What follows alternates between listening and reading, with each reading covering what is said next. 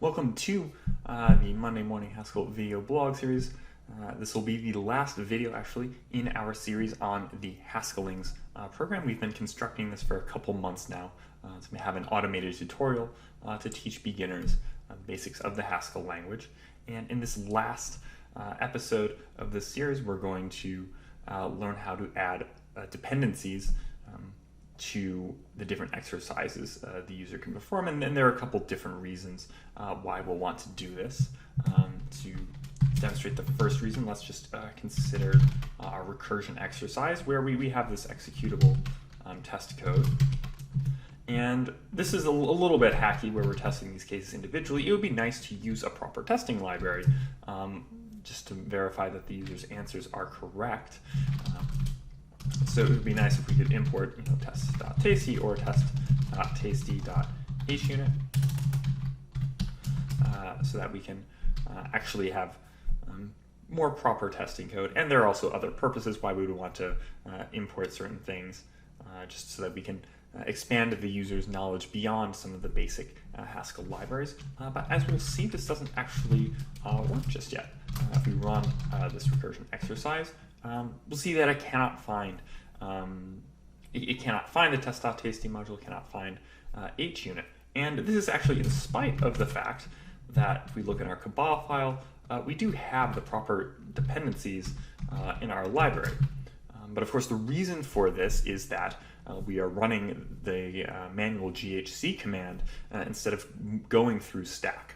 And this is why effectively our exercises cannot access all the dependencies that our full stack project can access. And so for the rest of this lecture, we're going to try and figure out how we actually do that. We'll start by trying to add a test case to support this. So let's, I've written such a case already. So we have in our recursion, we have this recursion2 example, and this imports these different test cases, or these different test libraries, and we use something that's a bit more proper. Is the test case syntax and proper test combinators. And in our test file, we have compile and run test pass2. This is the example that we're working with here. So when we actually have a library, and we just output that to recursion2.output. Now, what's interesting about this process is that there are certain imports we could use right now. So if we go to back into our exercise, if we were to say remove uncomment these for the moment, but then try to import say data.map. This is part of the base library. We'll actually find that this works. So if we go Haskellings run one, no problem. And the reason for this is that when we're using the GHC command by itself, it's actually capable of finding packages that are installed in the global database. Now let's take a look at what I mean by that global database. If we go over here to our .stack directory, we'll actually go into programs and to GHC 8.8.4, the library section of that. And we'll see there are actually a set of different packages here. And in fact, we have the reason we can use data.map is that we have containers installed in this sort of global database that GHC can access. Now, when it comes to using other imports, so what does stack do? Stack actually creates snapshots within similar directories. Also in .stack, we have to look at snapshots.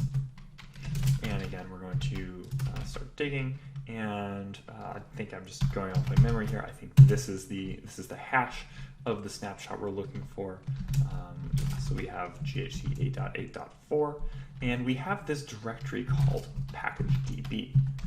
And this has all of the different packages that we've installed that are useful for our stack project. So we can see that Tasty and Tasty hunit were included here, even though they were not included up above here in the global database.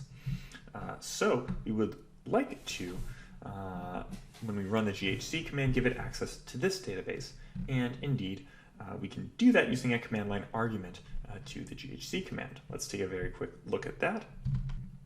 Here we are in another terminal where we are running this recursion 1 exercise, and I've just spelled out the full ghc command for us here, and we'll see that it works. This is when it's just using our data.map import. Let's go ahead and change it back so that it is using the test imports. So let's go exercises and recursion.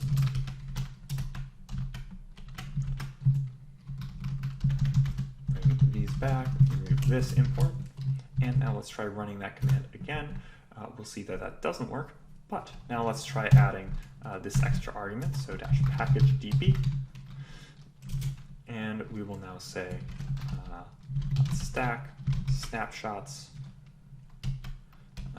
x4 86, and we have to go into package db.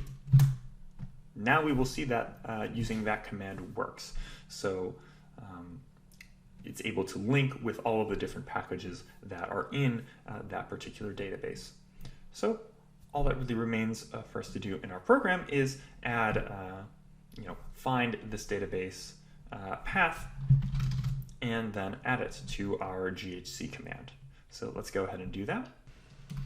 I've already modified the program config so that it has this package database. We'll just use it as a maybe file path for right now, because it isn't fatal to our program. If we can't find it, we just won't be able to run certain exercises. And we have a function for finding this this path. And it's going to be very similar to what we already have with finding the ghc path. We're going to look in stack/snapshots, break it down into the different snapshots, find which ones correspond to our proper ghc version, ghc 8.8.4. And I'm just noting with a to-do that the logic I'm using this function isn't necessarily foolproof. There are definitely going to be some edge cases where you have multiple snapshots that use the same ghc version, and they might have different versions of particular packages. So that's definitely something I'm going to want to take a closer look at and solve in the future, see if we can actually get a one-to-one mapping for the correct snapshot rather than finding just the first one that works. Then the next thing we really want to do is go into our utilities and modify the arguments for our program, based on this config element.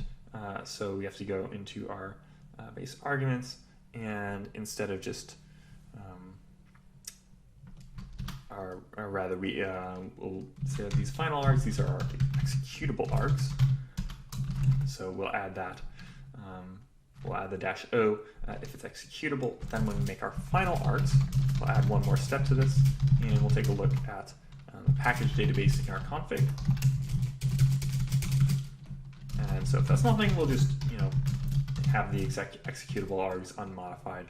But if we have a package path, we'll add this package db argument, and those will now be our final args. So let's go ahead and see if that worked.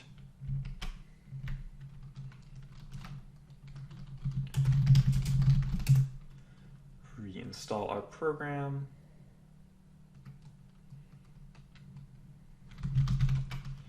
It's going to run recursion 1. And now we'll see, in fact, that it works. And in fact, we should also be able to go ahead and run our tests and see that those pass as well. And as we can see here, our tests pass. So there we go. We're done with this feature, and this will allow us to add additional dependencies to our exercises and greatly increase the flexibility. So that is the end of this video series. I hope you will come back to our blog next week, where we will talk about what is sort of the future of this project look like, what additional features are we going to add, and what does the timeline look for that. So stay tuned.